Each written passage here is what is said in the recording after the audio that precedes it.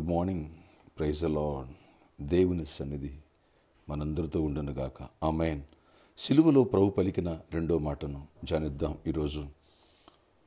లూకాసు వార్త 23:43 అందుకైనా వానితో, నేడు నీవు నాతో కూడా పరదేశులు ఉందువని నిశ్చయముగా నీతో చెప్పుచున్నాను. నేను పరలోకనేసు సంఘబిడ్డలకు, ఆత్మీయులకు, దైవజనులకు, ఇతర రాష్ట్ర దేశాలు మన ప్రియులందరికీ కృపాక్షేమలు సమృద్ధి కలుగునుగాక. ఆమేన్. అనేకులు లెండేస్ అని 40 days ఫాస్టింగ్ ప్రేయర్ చేస్తూ ఉంటారు, సిలువ ధ్యానిస్తూ ఉంటారు. ఒక మాట చెప్పిన ఆచారం కాదు, కానీ సిలువ ధ్యానాలు ఎంతో శక్తినిస్తాయి. వెరీ పవర్ఫుల్, చాలా మీనింగ్ఫుల్. అందుకనే మండే నుంచి సిలువ ధ్యానాల గురించి కొంత అయినా సరే మీతో పంచుకోవాలని ఆశిస్తున్నాను. చూడండి, ఇరువైపులా ఇద్దరు దొంగల్ని వేలాడేశారు. ఒకడు ప్రభుని దూషించాడు, రిజెక్ట్ చేశాడు, దేవుడు అయితే దింపన్నాడు. మరొకడు రియలైజ్ అయ్యాడు, అయ్యా నువ్వు దేవుడు అయ్యా, నువ్వు రక్షకుడు అయ్యి, నీ రాజ్యం ఉందయ్యా, నేను నమ్ముతున్నాను, నీ రాజ్యంతో వచ్చిన నన్ను జ్ఞాపకం చేసుకోమన్నాడు. ప్రాణాన్ని రక్షించమని అడగలేదు, ఆత్మ రక్షించమని అడిగాడు.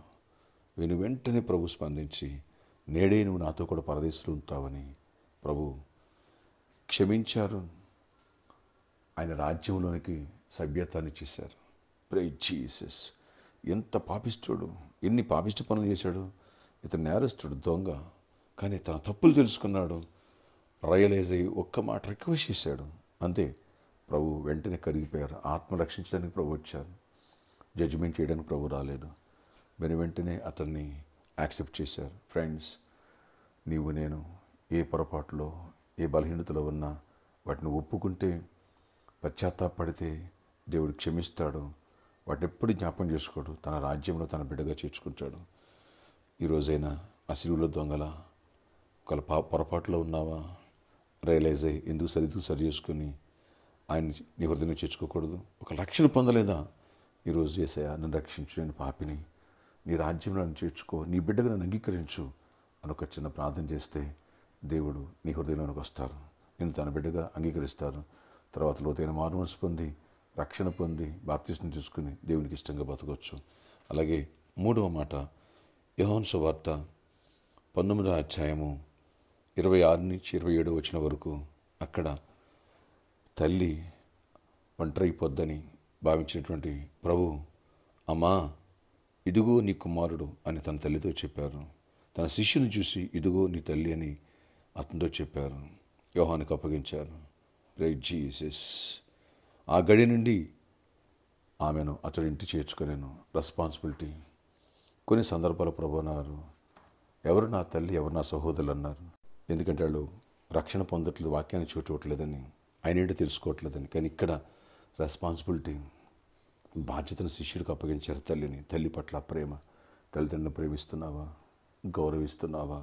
నీకు జన్మనిచ్చిన తల్లిదండ్రులని ఎప్పుడైతే గౌరవించి ప్రేమిస్తావో, ప్రభున్నారు, తల్లిదండ్రులను ప్రేమించేవాడు, సన్మానించేవాడు దీర్ఘాయుష్మంతుడు అవుతాడని. నువ్వు దీర్ఘాయుష్మంతుడు కాబట్టి నీ తల్లిని, తండ్రిని సన్మానించు. అంతేకాదు, ప్రేమించు. నిన్ను పెంచి పెద్ద చేశారు, విద్యాబుద్ధులు నేర్పారు. నీకు వయసు వచ్చింది, ఎక్కడొచ్చిందని వాళ్ళని నిర్లక్ష్యం చేయకు. ప్రార్థన. ఆశ్చర్యకడ నీకు వందనాలు. ఈరోజు సిలువ ధ్యానాలు 2 మాటలు ఉదయకాల ప్రార్థనలో ధ్యానించే కృపనిచ్చావు. మమ్మల్ని అందరిని బలపరచండి. ఆ మేరకు మేము దీవించబడే కృపను మాకు దయచేయండి. అన్ని విషయాలు కృప చూపించి ఈరోజంతా గొప్ప చేయనివ్వండి. ఎగ్జామ్స్ రాసే బిడ్డలకు తోడై ఉండండి నాయన. మీరు చెప్పేటి రాయించండి, KG to PG. అలాగే ప్రభువా, చిన్న బిడ్డలు జ్ఞాపకం చేసుకోండి. సమ్మర్ నాయన ఎలాంటి ప్రాబ్లమ్స్ లేకుండా చేయండి. వ్యాధిగ్రస్తులను స్వస్థపరచండి. ప్రతి వ్యాధిని గద్దిస్తూ మీరు స్వస్థపరిచి విడుదల ఇవ్వండి. అయ్యా, జాబ్ లేని వాడికి జాబ్స్ ఇవ్వండి, హైక్స్ ఇవ్వండి, నెమ్మది సమాధానం ఇవ్వండి. అయ్యా, బిజినెస్ లేని బిజినెస్ ఇవ్వండి. అన్ని విషయాలు దీవించి గొప్ప కార్యాలు చేయండి. గుడ్ ఫ్రైడే, ఈస్టర్ మమ్మల్ని సిద్ధపరచండి. ఈరోజు బర్త్డే, వెడ్డింగ్ అనుసరించి దీవించి దీర్ఘాయుష్ కృపై సమాధానం ఇచ్చి నడిపించుకోండి. ఈరోజు అంతట్లో నీ సన్నిధితోడే ఉంచండి. ఏ దుష్టిక చర్యలు ఎక్కడ నిలబడి యాక్షన్స్ ఎక్కడ జరగనివ్వద్దు. బెడ్ పేషెంట్లు కూడా స్వస్థపరిచి విడుదలిచ్చి ప్రతి ఒక్కరిని బలపరిస్తారు. దీవెంతో నింపమని, జయము నిమ్మని యేసు నామములో ప్రార్థిస్తున్న తండ్రి, ఆమేన్. May God bless you all. Have a nice day. Good Friday, ఈస్టర్కి అందరూ సిద్ధపడదాం. 3 వర్షిపులు ఉంటాయి. విషయాన్ని జ్ఞాపకం చేసుకోవడానికి అనేకులు నడిపించండి. దేవుడు మనం దీవించునుగాక. ఆమేన్.